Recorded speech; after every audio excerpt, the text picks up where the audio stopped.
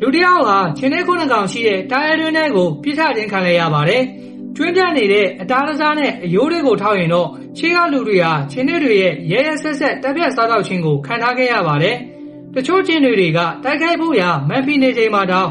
မိတို့မြတုံးလုံးချင်းမရှိခဲ့တဲ့ဒီလူကတော့ချင်းတွေကိုပြန်ပြီးတော့စားကြည့်နေခဲ့တယ်လို့နောက်ပြန်ကျိုးကလည်းအတုတ်ခံထားခဲ့ရပြန်ပါတယ်။ပြန်လည်ခုခံဖို့ရာမဖြစ်နိုင်တဲ့အချိန်တွေမှာပတ်ပြေးဖို့ရာပဲရှိခဲ့ပေမဲ့ဒီလူကတော့တင်းငိမ်စွာနဲ့ပဲချင်းတွေရဲ့ရှိမှမတ်မတ်ကြီးရက်လို့နေခဲ့ပါတယ်။ဘလို့ရာတွေကများသူ့ကိုဒီလိုမျိုးဖြစ်နေစေခဲ့တာလေ။ချင်းတွေတောင်မတိုက်ခိုက်ရတဲ့ဒီလူဟာ Prophet Daniel ပါဒီလိုဖြစ်နေရတဲ့သူ့ရဲ့အဖြစ်ကတော့ဘီရင်ထက်ဖျားသခင်ကိုပို့ပြီးတော့ယုံကြည်ကိုးကွယ်ခဲ့မိလို့ပါအဲ့ဒီယုံကြည်မှုကြောင့်ပဲတားရဲတွင်းကချင်းတွေခုနှစ်ကောင်နဲ့တညတာကိုကြော်ပြတ်တွားနိုင်ခဲ့တယ်ဆိုတဲ့အကြောင်းတမန်ကျမ်းစာ Daniel စာအုပ် Chapter 6ကဆိုထားခဲ့ပါတယ်အဲ့ဒီဇာတ်လမ်းနောက်ခံတဲ့ဒီလိုပုံစံပကြီးကားမျိုးတွေဟာဘာရွှေမျိုးမျိုးရှိခဲ့ပေမဲ့ဒီပကြီးကားကတော့1882ခုနှစ်က